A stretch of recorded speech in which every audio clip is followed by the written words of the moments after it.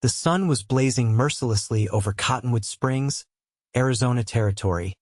In the summer of 1875, when Faith Harrington stepped off the stagecoach and into a world that would judge her before she'd even spoken a word.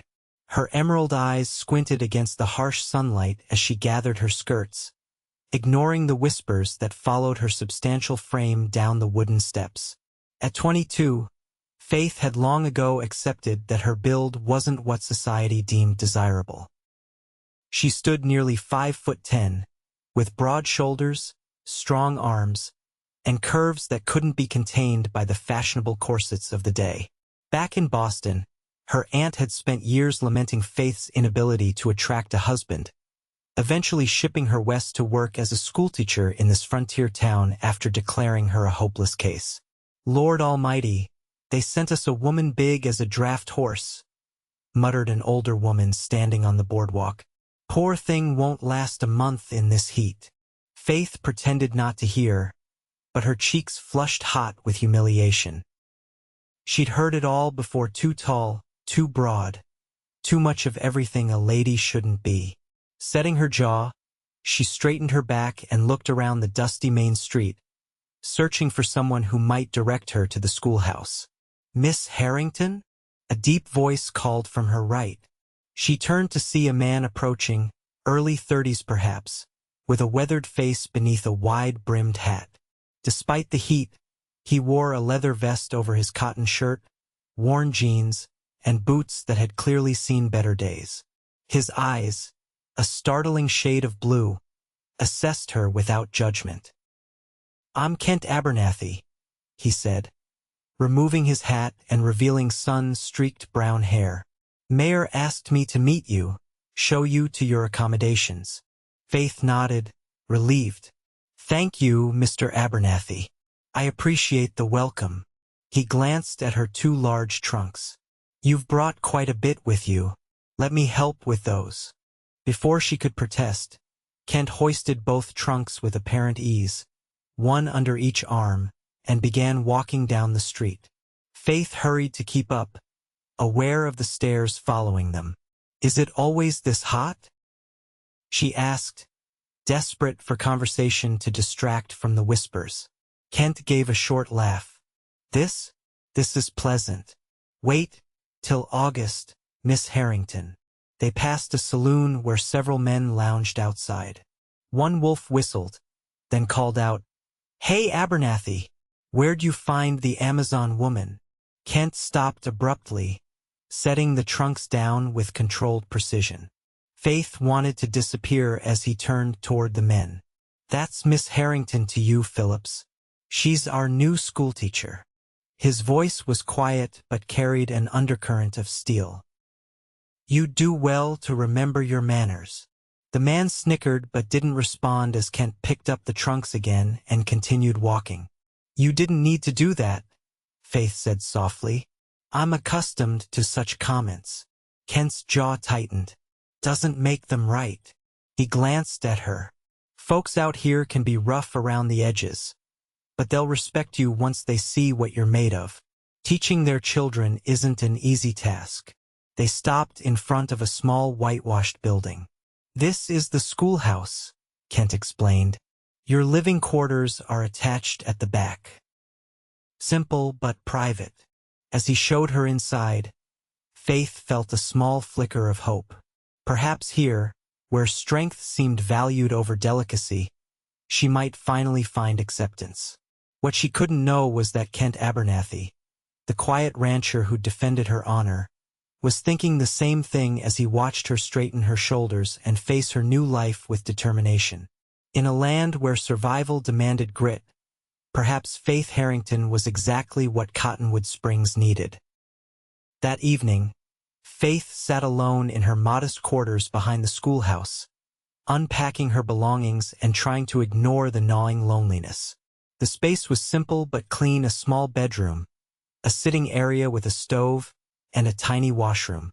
Previous teachers had left a few homey touches: faded curtains, a braided rug, and a bookshelf stocked with worn volumes. A knock at her door startled her from her thoughts. "Miss Harrington? It's Widow Cooper." I've brought you some supper. Faith opened the door to find an elderly woman holding a covered basket. Her white hair was pulled into a tight bun, and her face was a map of wrinkles, but her eyes were kind. "Thank you," Faith said, accepting the basket. "That's very thoughtful." "Nonsense. Can't have our teacher starving on her first night." Mrs. Cooper peered around Faith at the half-unpacked trunks. "Need any help settling in?" "I'm managing fine, thank you." The older woman nodded approvingly. "Strong girl like you, I expect you would. Lord knows we need someone sturdy out here. Last teacher was a wisp of a thing. First dust storm nearly blew her back to Philadelphia." Faith couldn't help but smile. For once, her size wasn't being described as a liability. "I heard Kent Abernathy showed you around," Mrs. Cooper continued, her eyes twinkling. "Fine man, that one. Owns the biggest cattle spread north of town. Been alone since his wife died in childbirth 4 years back." "How tragic," Faith murmured, uncomfortable with the obvious matchmaking attempt. "Yes, well," the widow patted Faith's arm. "School board meets tomorrow afternoon to discuss the upcoming term. 3 o'clock sharp." After Mrs. Cooper left, Faith explored the contents of the basket: fresh bread, cold chicken, and a jar of preserves. As she ate, she perused the classroom through the connecting door. 20 desks of varying sizes filled the room, with a larger desk for her at the front. A blackboard covered most of the wall behind it, and maps hung on either side. This would be her domain now. Here, perhaps her physical strength would be an asset rather than a shame. She could maintain discipline, carry supplies, and hold her own with rambunctious frontier children. The next morning, Faith rose early, determined to make a good impression at the school board meeting. She donned her most professional dress, navy blue with white trim, and arranged her thick auburn hair in a simple but neat style. The dress strained across her shoulders and chest, but it was the best she had. She spent the morning organizing the classroom, sweeping floors, and reviewing the previous teacher's notes. Around noon, she ventured out to explore the town. Cottonwood Springs was larger than she'd initially thought, with a main street featuring a general store, post office, bank, 2 saloons, a small hotel, and various other businesses. People glanced at her curiously as she passed, some nodding politely, others whispering behind their hands. At the general store, she introduced herself to the proprietor, a round-faced man named Mr. Jenkins. "Pleasure to meet you, Miss Harrington," he said warmly. "My boy Tucker will be in your class. Bright lad, but mischievous as they come." "I look forward to teaching him," Faith replied, selecting a few necessities: paper, ink, and a box of chalk. Mr. Jenkins leaned forward conspiratorially. "Word of advice? Don't let Agatha Pennington push you around. She fancies herself the authority on education, though her own schooling ended at 12. Faith nodded, making a mental note. "Thank you for the warning." As she turned to leave, the bell above the door jangled, and Kent Abernathy walked in. He looked different in daylight, less intimidating but no less impressive. His movements were deliberate, economical, as if conserving energy in the heat. "Miss Harrington," he said, tipping his hat. "Settling in all right?" "Yes, thank you. Just preparing for the school board meeting." He grimaced slightly. "Good luck with that. They're an opinionated bunch." "I heard you're coming too," Mr. Jenkins interjected. "Finally accepting that seat we've been offering?" Kent shook his head. "Just observing. My niece starts school this year." Faith hadn't realized he had family in town. "How old is she?"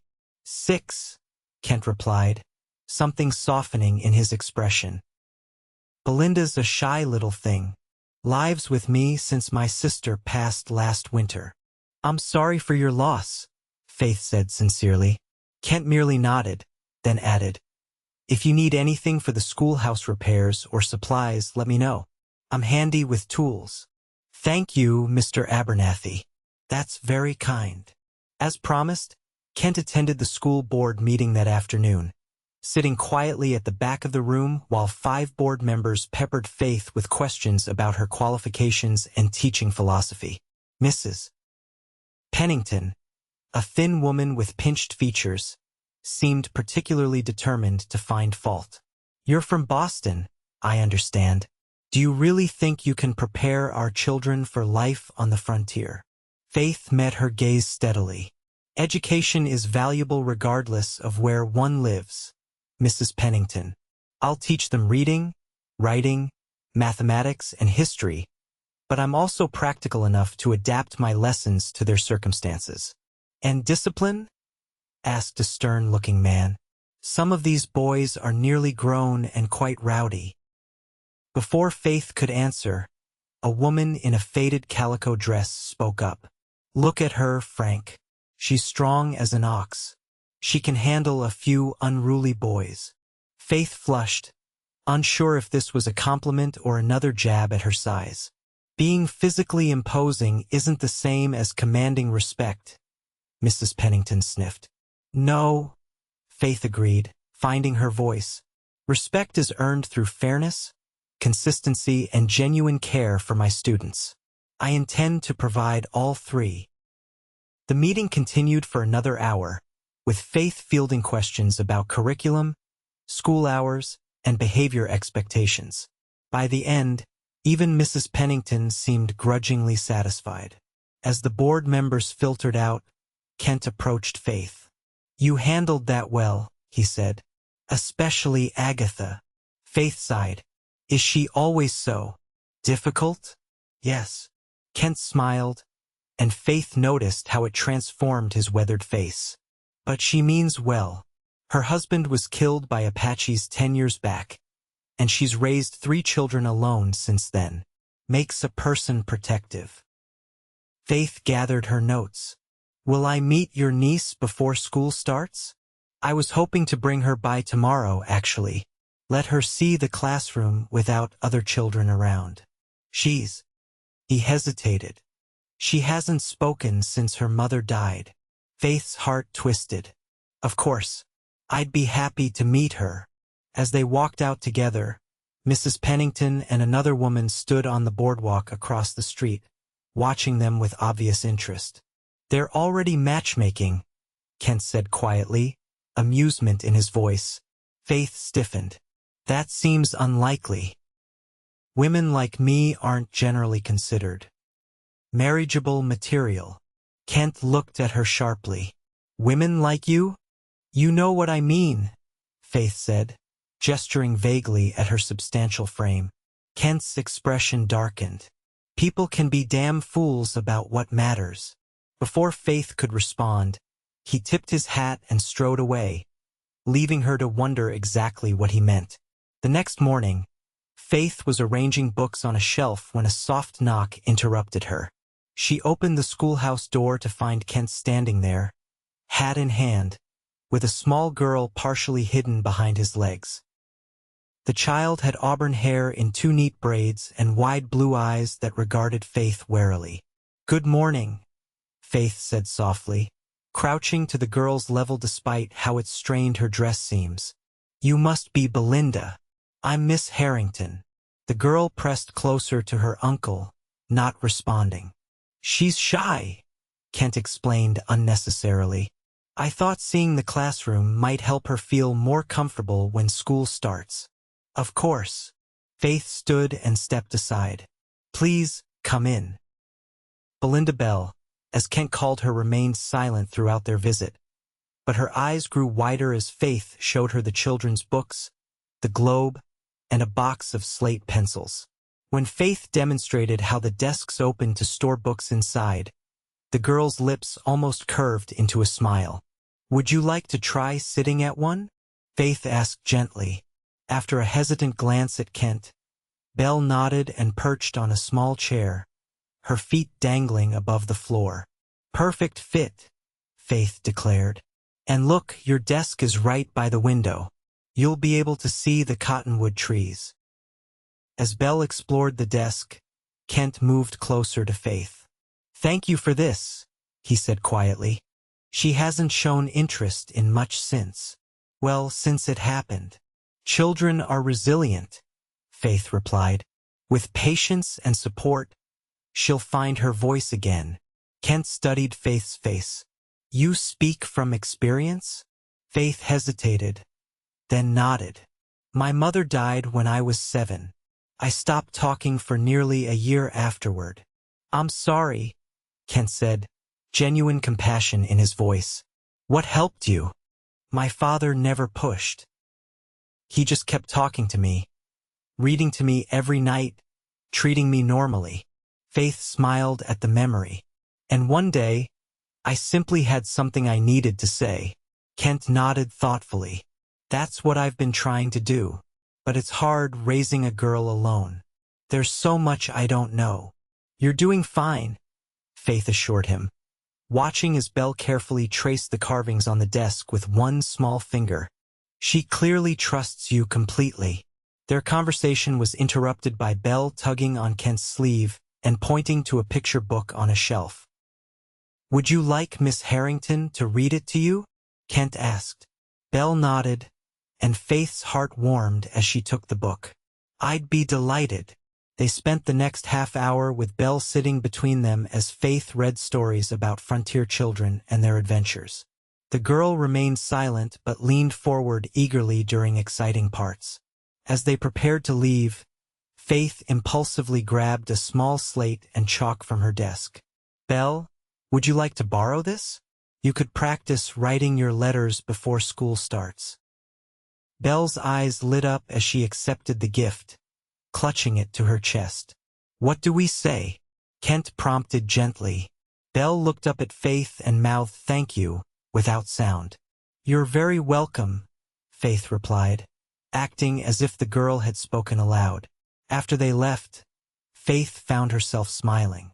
The quiet child had touched something in her heart, as had Kent's obvious devotion to his niece. There was a gentleness to him that belied his rugged exterior. Over the next week, Faith threw herself into preparing for the school term. She visited families, introduced herself to future students, and organized her classroom. Kent and Belle became regular visitors, sometimes bringing fresh vegetables from Kent's garden or stopping by to fix a loose floorboard or a sticky window.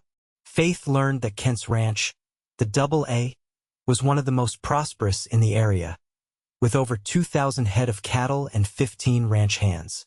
Despite his success, he lived modestly and worked alongside his men. "Been ranching since I was 16, he told her one evening as he repaired her rocking chair. "Started with nothing but a broken-down horse and more determination than sense." "How did you end up in Cottonwood Springs?" Faith asked, pouring him a cup of coffee. "Followed my sister here after the war. She married a local man." His expression clouded. "Both gone now." Faith wanted to ask more but sensed his reluctance to discuss it. Instead, she shared stories of her own childhood in Boston, her father's bookshop, and her journey west. "Why teaching?" Kent asked. Faith smiled. "I've always loved learning, sharing knowledge. And truthfully, there aren't many respectable professions open to unmarried women." "And you never wanted to marry?" Faith stiffened slightly. "It wasn't a matter of wanting. Women who look like me aren't exactly sought after as brides." Kent's hands stilled on the chair. "What do you mean by that?" Faith gestured at herself self-consciously. "I'm hardly the delicate flower men dream of. My aunt spent years trying to find someone who would overlook my substantial nature. Eventually, she gave up." Kent frowned. "Your aunt sounds like a fool, if you don't mind my saying so." "She meant well," Faith defended, though her aunt's critical voice still echoed in her memory. "No man wants a wife who could outwork him." Faith tried to appear smaller, more delicate. "Meaning well doesn't excuse being wrong," Kent replied firmly. "Out here, a woman needs strength of body and character. Delicate flowers don't survive frontier winters. Before Faith could respond, Belle appeared in the doorway, rubbing her eyes sleepily. She'd fallen asleep on Faith's bed while they were working. "Time to go home, little one," Kent said, scooping her up. "Thank Miss Harrington for letting you visit." Belle waved shyly at Faith over Kent's shoulder as they left.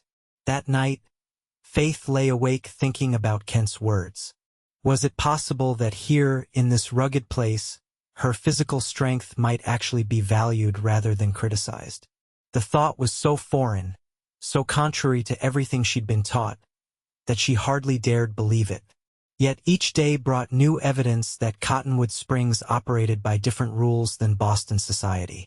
When she helped unload heavy boxes of books at the general store, Mr. Jenkins praised her strength rather than being scandalized. When she demonstrated to her older students how to split firewood for the school stove, their respect was evident in their eyes. And then there was Kent, who looked at her with something that seemed dangerously close to admiration. Faith tried not to read too much into his kindness. He was simply a good man, helping the new schoolteacher as he would any newcomer. School began the first Monday of September, with 28 students ranging from 6 to 16 years of age. Belle arrived clutching Kent's hand, her face pale with anxiety, but she took her seat without protest when Faith gently directed her. That first day was exhausting but exhilarating. Faith discovered that her years of education in Boston had prepared her well for academic instruction but less so for the practical challenges of a frontier classroom. One boy arrived with a pet lizard in his pocket. Another asked earnestly if Faith knew how to shoot Indians. "There haven't been hostile encounters with the Apache in this area for nearly 5 years," she corrected firmly.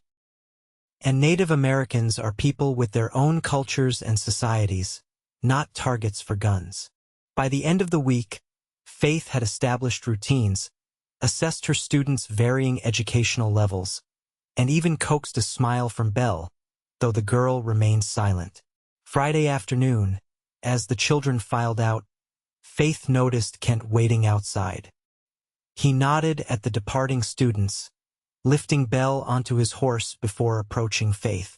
"Heard you've made quite an impression," he said.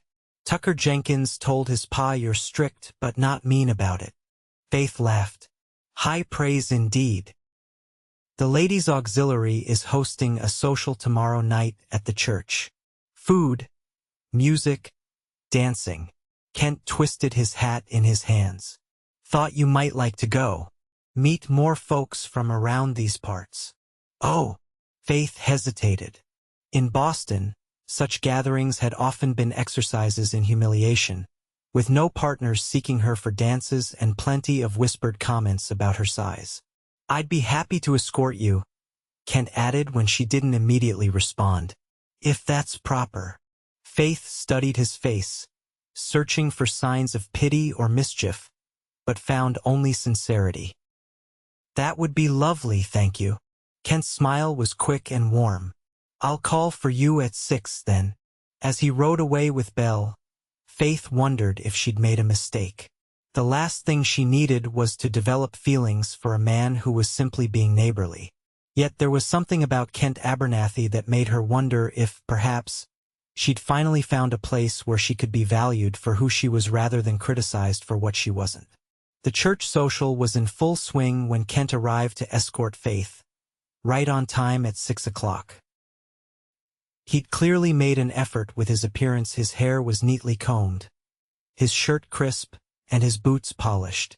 Faith had done the same, wearing her best dress, a forest green that complemented her eyes, with her auburn hair arranged in an elegant twist. "You look beautiful," Kent said simply when she opened the door. Faith flushed, unused to such direct compliments. "Thank you. You clean up nicely yourself, Mr. Abernathy." "Kent," he reminded her with a smile, "we're not in school now." The walk to the church was pleasant, with Kent pointing out buildings and sharing stories about the town's history. Faith found herself relaxing in his company, laughing at his dry observations about local characters. "Where's Belle tonight?" she asked. "With Mrs. Cooper. The widow's taken a shine to her." Kent glanced at Faith. "Belle's been practicing her letters on that slate you gave her. Still won't speak, but she wrote her name yesterday." "That's wonderful progress," Faith said warmly. As they approached the church, Faith could hear fiddle music and laughter. Her steps slowed involuntarily. Kent noticed her hesitation. "Something wrong?" Faith forced a smile. "Just nervous about meeting everyone." "You'll be fine," he assured her. "They'll love you." The church hall was decorated with paper streamers and wildflowers. Tables laden with food lined one wall, and several couples were already dancing to the lively music of a fiddle and banjo. As they entered, heads turned, and Faith braced herself for the usual whispers. Instead, they were immediately approached by a young couple. "Miss Harrington, I'm Lily Watson, and this is my husband, David. Our son Matthew can't stop talking about your geography lessons." "He's quite bright," Faith replied, pleased. "He has a real talent for map reading." More parents came over to introduce themselves, all with kind words about their children's experiences in Faith's classroom. Kent stood beside her, seemingly content to let her shine. Eventually, Mrs. Cooper bustled over, Belle in tow. The child's face brightened when she saw Faith and Kent. "This little angel has been helping me arrange cookies," Mrs. Cooper announced. "Got quite an eye for patterns, she does." Belle held up a slate with "Hello, Miss H" carefully printed on it.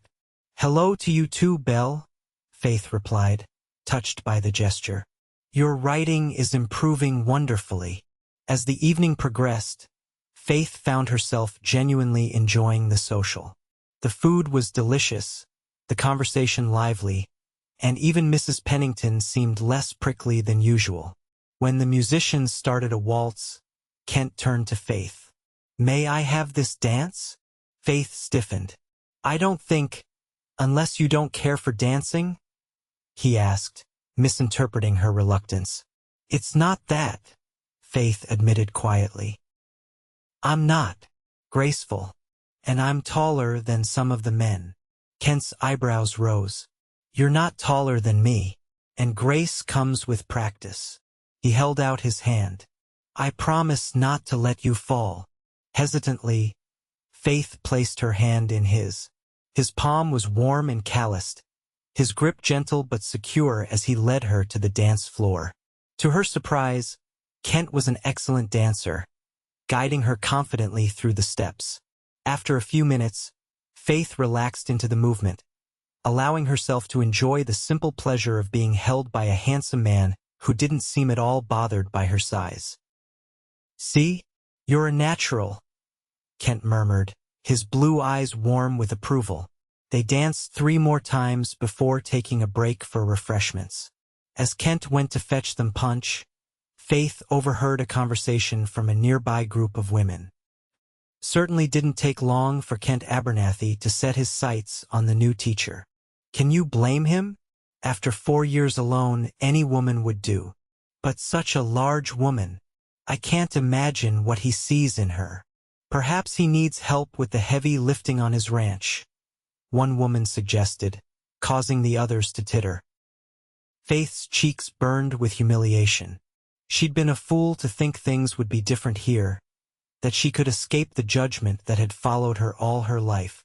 When Kent returned with their drinks, he immediately sensed her distress.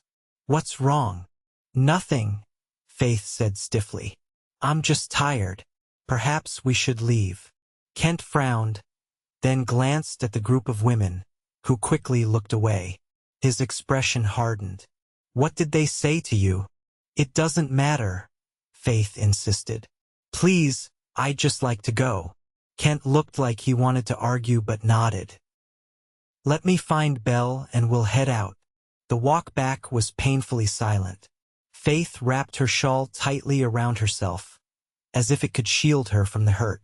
When they reached her door, she turned to thank Kent for the evening, determined to be polite despite her inner turmoil.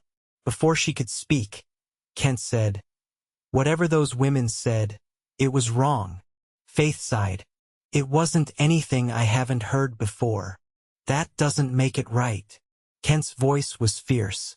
"You're intelligent, kind, and stronger than half the men in this town inside and out. Anyone who can't see your worth is blind." Faith blinked back unexpected tears. "Thank you for saying that, but you don't need to.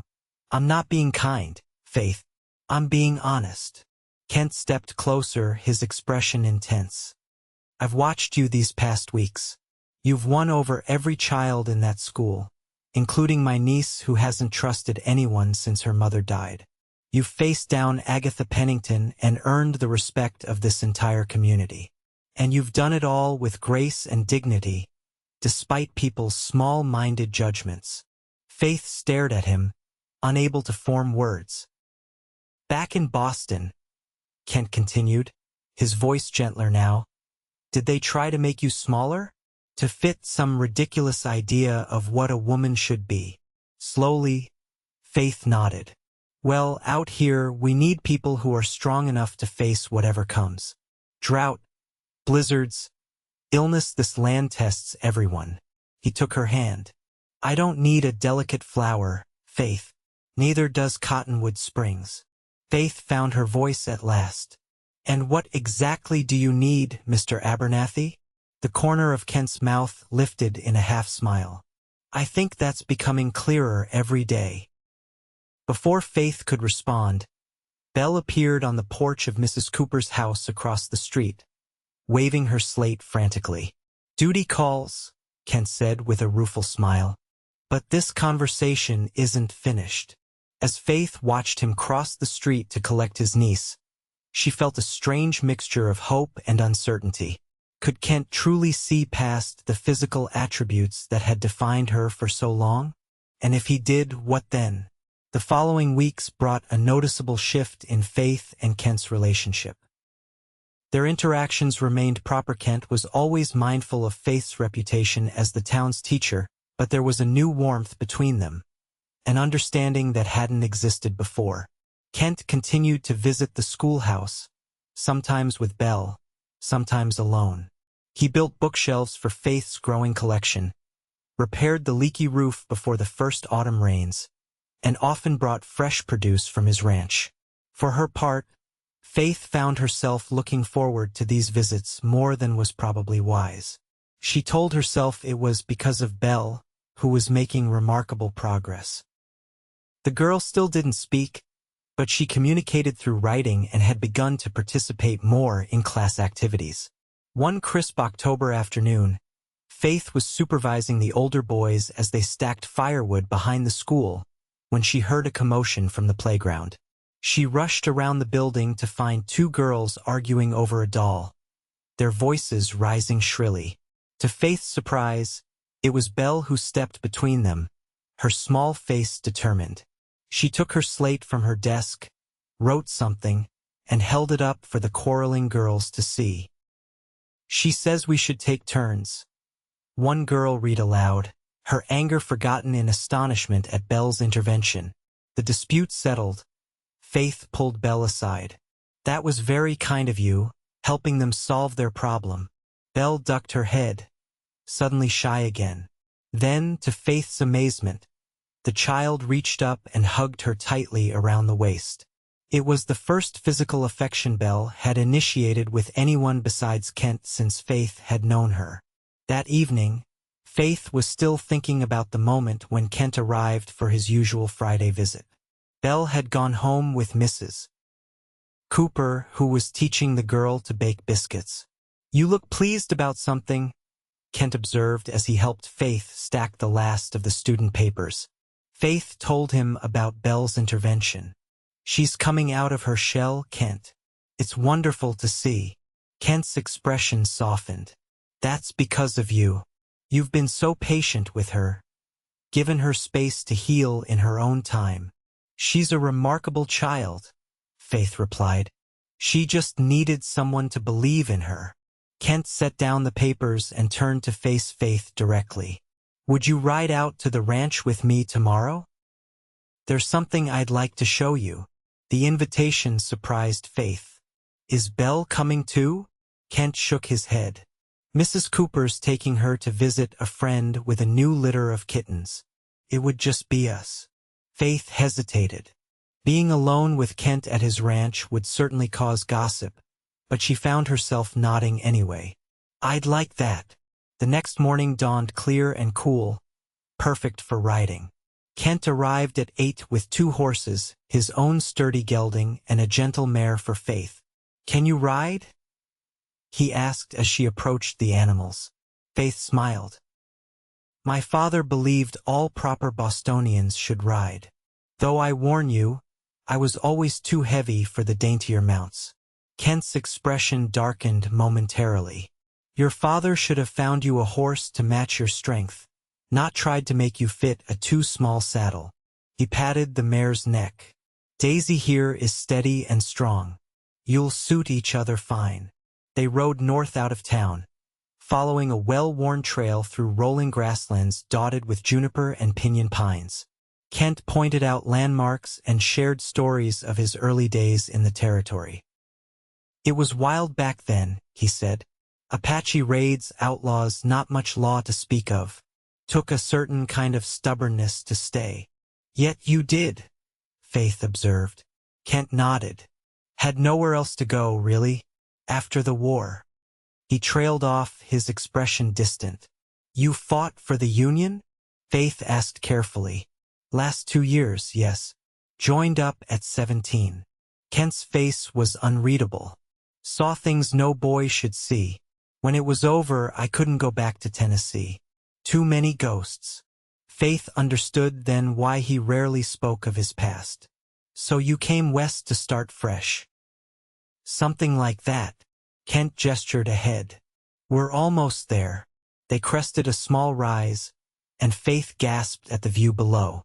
A picturesque valley spread before them, with a creek winding through it, cottonwood trees lining its banks. Nestled among the trees was a small cabin, smoke rising from its chimney. Welcome to the AA, Kent said, urging his horse forward. As they approached, Faith could see that the ranch was larger than she'd imagined. Beyond the cabin stood a barn, several corrals, and bunkhouses for the ranch hands. In the distance, cattle grazed on the open range. It's beautiful, Faith said honestly. Kent smiled, clearly pleased by her reaction. It's taken 12 years to build it up from nothing. Not always easy, but worth every struggle. They dismounted near the cabin, and Kent tied their horses to a hitching post. I wanted you to see where Belle and I live, to understand what I'm offering her and what I hope to offer someone else someday. Faith's heart quickened at his words, but she maintained her composure as Kent showed her around. The cabin was surprisingly spacious inside, with a large main room featuring a stone fireplace, a kitchen area, and doors leading to 2 bedrooms. The furniture was simple but well-crafted, much of it made by Kent himself. Belle's room, he said, showing Faith a small bedroom decorated with colorful quilts and a shelf of toys. Mrs. Cooper helped make it more suitable for a little girl. Faith noticed a familiar slate propped on the bedside table, covered with careful letters. She practices every night? Kent nodded. Says she wants to be as smart as Miss Harrington. The pride in his voice warmed Faith's heart. She followed him back to the main room, where he began preparing coffee. You've created a wonderful home, Faith said, running her hand along the smooth wood of a bookshelf. It's missing something, though, Kent replied, his back to her as he worked. A woman's touch, a complete family. Faith stilled, uncertain how to respond. Kent turned, his expression serious. I'm not good with fancy words, Faith, but I think you know I've grown to care for you deeply these past months. Faith's pulse raced. Kent, let me finish, please. He set 2 cups on the table and gestured for her to sit. When Sarah, my wife, died, I thought that part of my life was over. I focused on the ranch, on survival. Then my sister passed, and suddenly I had Belle to think about. A little girl who needed more than I knew how to give. Faith listened silently, moved by the raw emotion in his voice. And then you arrived in Cottonwood Springs, Kent continued, his blue eyes holding hers. This remarkable woman who didn't fit anyone's expectations but exceeded them all the same. Who showed strength when others would have crumbled. Who saw Belle not as broken but as healing. He reached across the table, taking her hand. I know it's too soon for declarations or promises, but I wanted you to see this place, to understand that there could be a future here for all of us if that's something you might want. Faith's throat tightened with emotion. Kent, I don't know what to say. You don't need to say anything now, he assured her. Just know that when I look at you, I see exactly what I need in my life. Not despite who you are, but because of it. Before Faith could respond, hoofbeats sounded outside, followed by urgent shouting. Kent was on his feet instantly, striding to the door. One of his ranch hands stood there, breathless and disheveled. Fire at the south pasture. Boss. Lightning strike from that storm brewing. It's spreading fast. Kent turned to Faith, conflict clear on his face. I have to go, she said immediately. I'll wait here. The next hours were tense as Faith watched from the cabin porch while Kent and his men battled the wildfire. Dark clouds gathered overhead, promising rain but delivering only distant thunder and fitful wind that fanned the flames. Finally, as dusk approached, the sky opened and rain poured down, extinguishing the last of the fire. Kent returned soaked and exhausted, his face streaked with soot. Everyone all right? Faith asked, helping him remove his wet coat. Kent nodded wearily. Lost some grazing land, but no cattle or men. Could have been much worse if we hadn't caught it early. Faith insisted he sit while she prepared hot coffee and found dry clothes, one of his spare shirts for him to change into. As she moved around the cabin, Kent watched her with an expression she couldn't quite decipher. You belong here, he said suddenly, as if you've always been part of this place. Faith paused, the coffee pot in her hand. I was just thinking how natural it feels, being here, helping you. It could be like this always, Kent said quietly, if you wanted it to be. The rain drummed on the roof as they gazed at each other, the moment heavy with possibility. Then Kent stood, crossing to where Faith stood by the stove. Gently, he took the coffee pot from her hands and set it aside. I'm not asking for an answer today, he said, his voice low. But I need you to know that what I feel for you is real. More real than anything I've felt in years. Faith's heart hammered in her chest. People will talk. They already do. Let them, Kent replied, his hand coming up to cup her cheek. What matters is what's true. And what's true is that I'm falling in love with you, Faith Harrington. Before she could respond, he leaned down and kissed her softly, a question more than a demand. Faith answered by sliding her arms around his neck, drawing him closer. When they finally broke apart, Faith whispered, I think I'm falling in love with you too. Kent's smile was brighter than she'd ever seen it. Then the rest is just details. The rain continued through the night, turning the roads to mud and making it impossible for Faith to return to town. Kent rode to a neighboring ranch to send word to Mrs. Cooper that Faith was safe but delayed, while Faith tried not to worry about the impropriety of the situation. Your reputation is important, Kent acknowledged when he returned, dripping rain. But anyone who knows you will understand this wasn't planned. Faith had to agree. Besides, she was finding it increasingly difficult to care about gossip when weighed against the joy of being with Kent and the sense of belonging she felt at the AA. They spent the evening talking by the fire, learning more about each other's pasts and dreams for the future. Kent spoke of his hopes to expand the ranch, perhaps add sheep to diversify against the boom and bust cattle market. Faith shared her vision for the school, including adult education classes and a proper library for the town. "You think bigger than just a schoolroom," Kent observed admiringly. Faith shrugged. "Education changed my life. It can change others too." When it was time to sleep, Kent insisted Faith take his bedroom while he bedded down on a pallet by the fire. "I'm not risking your reputation any more than necessary," he said firmly when she protested. The next morning dawned clear, the storm having passed in the night. After a simple breakfast, they rode back to town, arriving to find Belle waiting anxiously on Mrs. Cooper's porch. The moment she saw them, she ran down the steps, slate clutched in her hands. "Uncle Kent! Miss H!" she shouted, her voice thin and rusty from disuse. Faith gasped, dismounting quickly. "Belle, you're speaking." The little girl nodded excitedly. "I was worried when you didn't come back. Mrs. Cooper said there was a fire." Kent knelt before his niece, his expression a mixture of joy and disbelief. "You found your voice." Belle threw her arms around his neck. "I was scared you wouldn't come back, like Mama." "Oh, sweetheart." Kent hugged her tightly. "I will always come back to you. Always."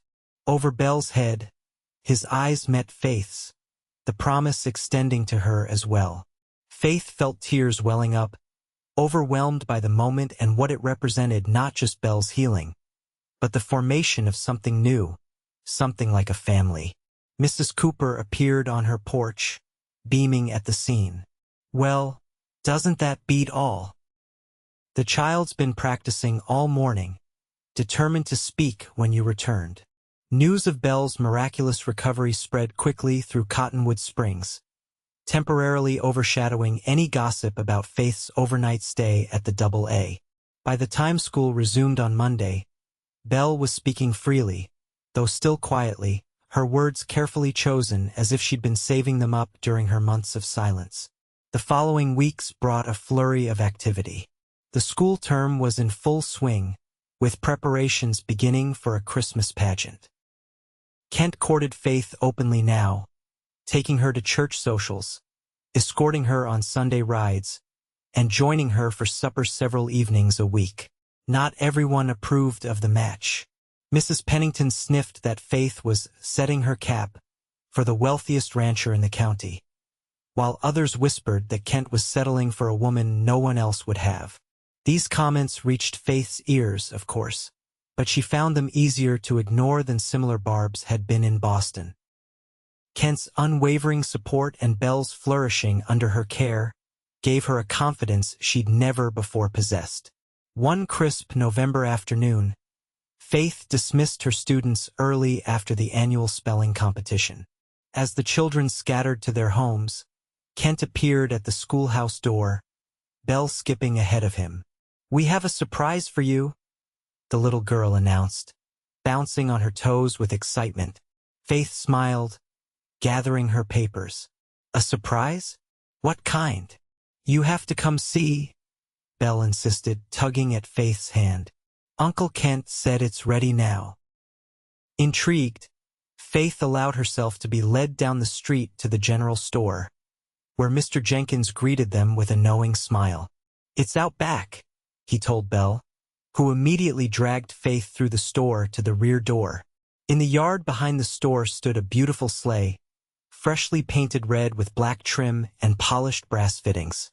A plush seat lined with fur blankets invited passengers, while graceful runners curved up at the front, ready for snow. "Do you like it?" Kent asked, watching Faith's face. "Winter's coming, and the roads can be difficult. Thought this might make your journey to and from school easier when the snow flies." Faith circled the sleigh, admiring its craftsmanship. "It's wonderful, but I don't have a horse to pull it." Kent grinned. "That's the other part of the surprise." He whistled, and from around the corner of the store came a ranch hand leading Daisy, the mare Faith had ridden to the AA. "She's yours now, already trained to pull the sleigh." Faith's hand flew to her mouth. Kent, I can't accept such expensive gifts. You can if you're going to marry the man, Mrs. Cooper called from the store doorway, where she and several other townspeople had gathered to watch. Faith blushed furiously as Kent shot the widow an exasperated look. I was working up to that part, Mrs. Cooper. Well, get on with it then, the older woman replied unapologetically. Some of us don't have all day. Kent turned back to Faith, taking her hands in his. This isn't how I planned to ask. But he dropped to one knee in the dirt, looking up at her with love shining in his blue eyes. Faith Harrington, would you do me the honor of becoming my wife? Of making a home with me and Belle at the AA? Faith was acutely aware of the audience watching, holding their breath for her answer. A year ago, she would have been mortified to be the center of such attention. Now, she found she didn't care what anyone thought except the man kneeling before her and the little girl watching with hopeful eyes. Yes, she said clearly, her voice steady and sure. Yes, I will marry you. Kent stood and swept her into his arms, kissing her thoroughly despite the cheers and whistles from onlookers. When they broke apart, both were smiling so widely it almost hurt. Belle tugged at Faith's skirt. Does this mean you'll be my aunt now? Faith knelt to the child's level. If that's what you'd like me to be. Belle considered this seriously. Could you be my new mama instead? My real one's in heaven, but I think she'd want me to have another one here. Faith's eyes filled with tears as she looked up at Kent, who nodded, his own eyes suspiciously bright. I would be honored to be your mother, Belle, Faith whispered, pulling the girl into a gentle embrace. That evening, as word of their engagement spread through town, Faith sat in her quarters behind the schoolhouse, writing to her father with the news. Kent had gone to the AA to check on the ranch but promised to return for supper. A knock at her door interrupted her letter. Expecting Kent, Faith was surprised to find Mrs. Pennington standing there, looking uncomfortable. May I come in, Miss Harrington? Puzzled, Faith stepped aside. Of course. Mrs. Pennington entered, glancing around the modest room before fixing Faith with a direct gaze. I owe you an apology. Of all the things Faith might have expected, this wasn't one of them. I beg your pardon? When you first arrived, I thought you wouldn't last a month, the older woman admitted. Thought you were too educated, too refined for frontier life. Then I decided you were setting your sights on Kent Abernathy because he's the best catch in the county. Faith stiffened. Mrs. Pennington, let me finish. The woman insisted. I was wrong on both counts. You've proven yourself a dedicated teacher and a genuine asset to this community. And anyone with eyes can see that what's between you and Kent is real. Faith softened, seeing the sincerity in the older woman's face. Thank you for saying so. Mrs. Pennington nodded briskly. My daughter was tiny like a bird. The influenza took her in 2 days. Sometimes I think if she'd been stronger like you. She trailed off, then squared her shoulders. Anyway, I came to offer my congratulations and to ask if you'll continue teaching after you're married. For the rest of this school year, certainly, Faith replied. After that, Kent and I will need to discuss it. The ranch is quite far for a daily commute. The town would feel your loss, Mrs. Pennington said simply.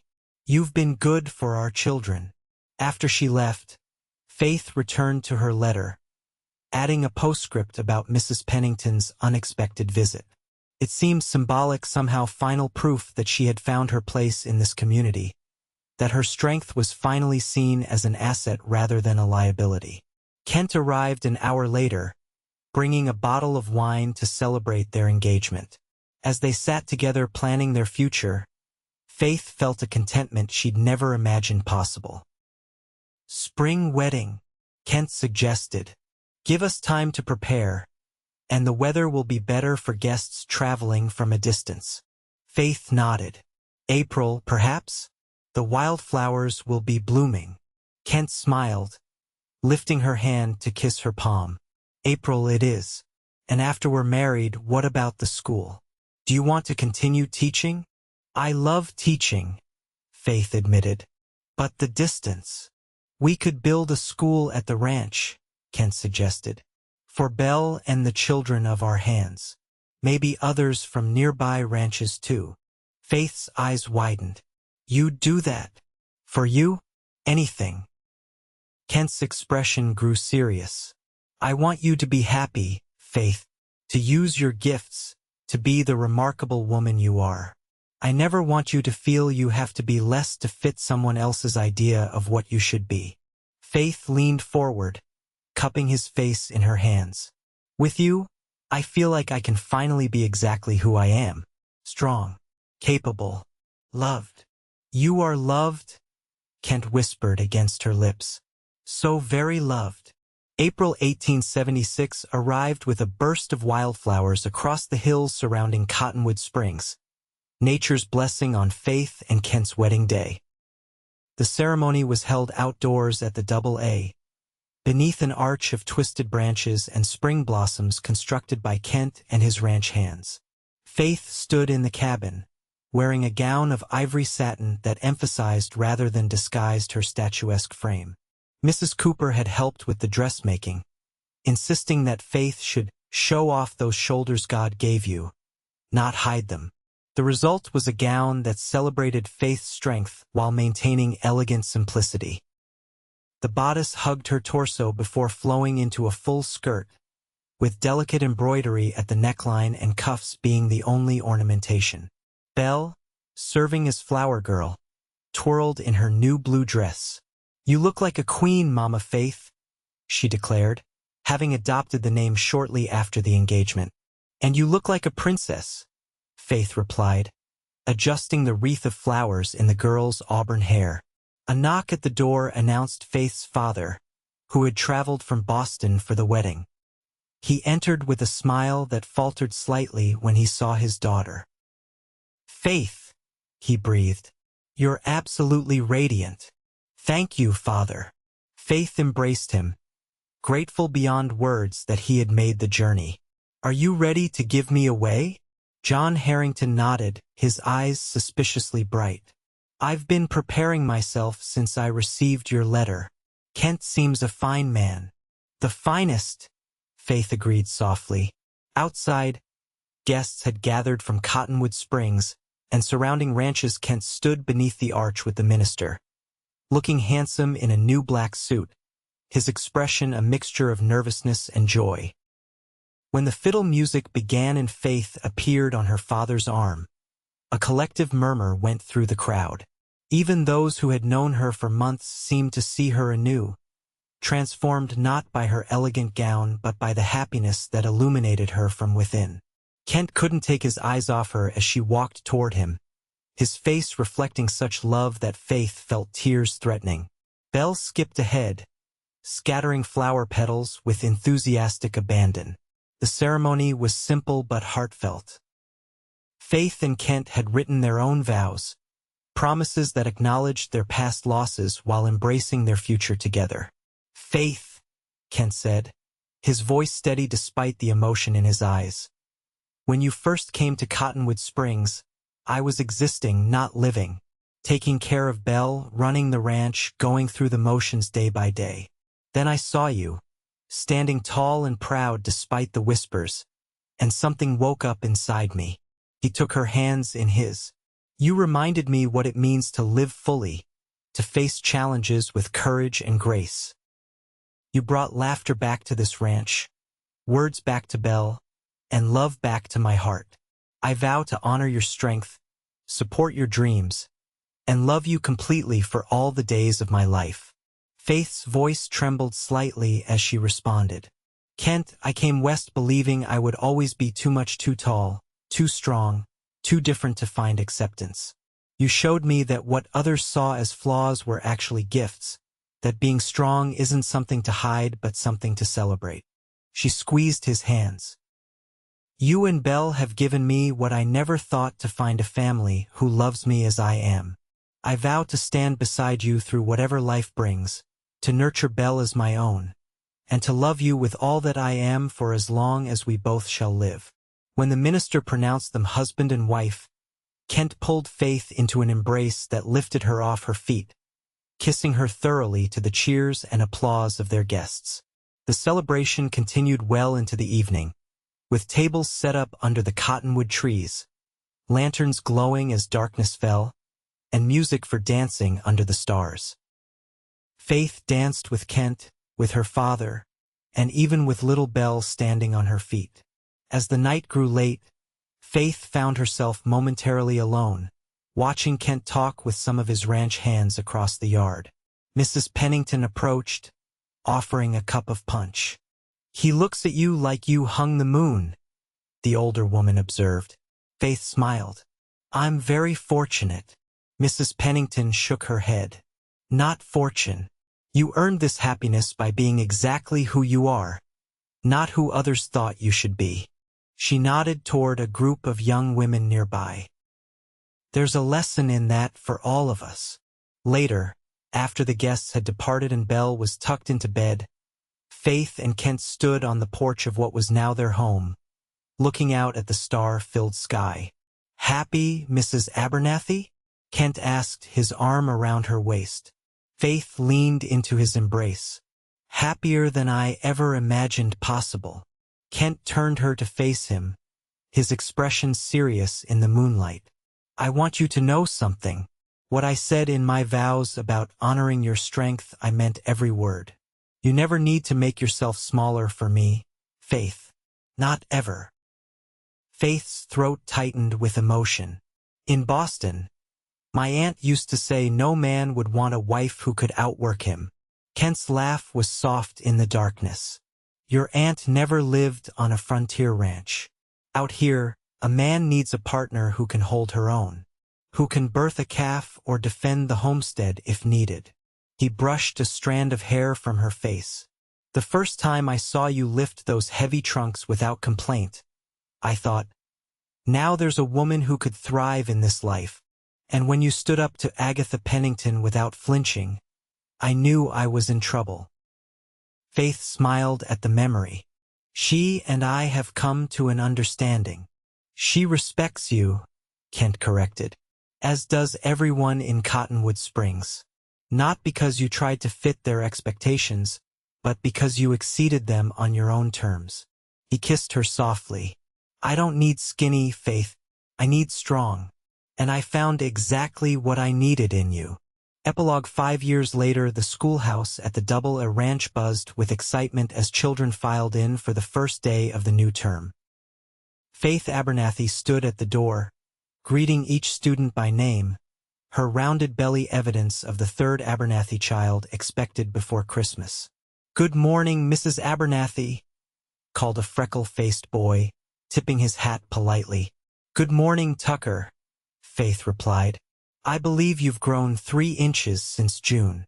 At 11, Belle Abernathy was now one of the older students, helping the younger children settle in with a confidence that made Faith's heart swell with pride.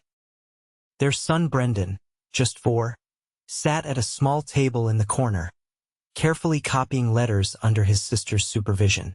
The schoolhouse had been Kent's wedding gift to Faith, a sturdy building a short walk from their home, with large windows to catch the light and a small bell tower. What had started as a school for Belle and the children of ranch hands had grown to include students from 3 neighboring ranches as well. Faith adjusted the blackboard, marveling at how much had changed in 5 years. The Double A had prospered, expanding its operations to include not just cattle, but also sheep and horses. Kent had built a larger home for their growing family, though they'd kept the original cabin for guests. Faith had continued teaching, finding a balance between her professional calling and her role as wife and mother. Kent had supported her every step of the way, making arrangements for the ranch work to accommodate her schedule and taking pride in her accomplishments. Just as she was about to ring the bell to start classes, Faith saw Kent approaching on horseback, returning from his morning rounds. He dismounted, handing the reins to a ranch hand, and walked toward the schoolhouse with long, purposeful strides. At 37, he was even more handsome than when they'd met, silver threads now appearing at his temples and laugh lines deepening around his eyes. He smiled when he saw her watching him. "Good morning, Mrs. Abernathy," he called, climbing the steps to join her. "Ready for another year of shaping young minds?" "More than ready," Faith replied, accepting his quick kiss. "Though this little one seems determined to distract me." She placed his hand on her belly where their baby was kicking vigorously. Kent's expression softened with wonder, as it had during each of her pregnancies. "Strong like his mama." "Or her papa," Faith countered. They had agreed not to know the baby's gender until birth, enjoying the anticipation. Belle appeared in the doorway. "Mama Faith, it's time to start. Everyone's ready." Kent squeezed Faith's hand. "I'll leave you to it. Dinner at the house later, Mrs. Cooper's bringing that new family that just arrived from Pennsylvania." Faith nodded. "The Jenkins family? I met Mrs. Jenkins yesterday. She seems lovely. Her husband's looking for ranch work," Kent explained. "And they have 4 children for your school." "Perfect," Faith said, reaching for the bell rope. "See you at dinner." As Kent walked away, Faith rang the bell, its clear tone echoing across the ranch yard. The children inside settled immediately, having learned from experience that Mrs. Abernathy expected prompt attention. Faith moved to the front of the classroom, surveying the bright young faces before her. 11 students today, ranging from 4 to 13 years old, with 4 more expected once the Jenkins children enrolled. "Welcome to a new school year," she began, her voice carrying easily through the room. "We have much to learn together." As she launched into her opening lesson, Faith felt a profound gratitude for the path that had led her here. The journey hadn't been without challenges: 2 difficult pregnancies, the harsh realities of ranch life during drought years, and occasional reminders that not everyone approved of her unconventional role as both teacher and rancher's wife. Yet through it all, Kent had remained her steadfast champion, just as she had been his. Together, they had built something remarkable: a thriving ranch, a respected school, and most importantly, a family bound by love and mutual respect. That evening, after the Jenkins family had been welcomed and arrangements made for their children to start school the following day, Faith and Kent sat on their porch, watching the sunset paint the western sky in brilliant oranges and pinks. Brendan was already asleep, and Belle was inside reading, enjoying the quiet time before bed. Kent rested his hand on Faith's belly, smiling as the baby kicked against his palm. "What are you thinking about?" Faith asked, noting his contemplative expression. "How differently things might have turned out," Kent replied. "If you hadn't come to Cottonwood Springs. If I'd listened to those who thought a schoolteacher was too refined for ranch life." Faith covered his hand with hers. "Or if I'd believed those who said I was too big, too strong to find love." Kent shook his head. "Fools, all of them. Your strength has saved this ranch more times than I can count. Remember that blizzard 3 winters ago? How you helped me deliver those twin calves when all the hands were snowed in at the bunkhouse." Faith laughed at the memory. "I ruined my best dress, but saved the calves," Kent reminded her. "Not many women could have done that or would have tried. Not many women have husbands who value their strength instead of fearing it," Faith countered softly. Kent leaned over to kiss her, his hands still resting on their unborn child. "Every day, I thank God for sending me exactly what I needed, even when I didn't know to ask for it." As darkness settled over the double, Faith Harrington Abernathy gazed at the home and life she had built with Kent, a life where her strength was celebrated, not hidden, where her size was seen as an asset, not a flaw, where love had transformed what others perceived as too much into exactly enough. In the distance, coyotes called to one another across the rangeland. The sound no longer seemed lonely to Faith, as it had that first night in Cottonwood Springs. Now it was simply part of the symphony of their life together, wild and beautiful and perfectly, wonderfully strong.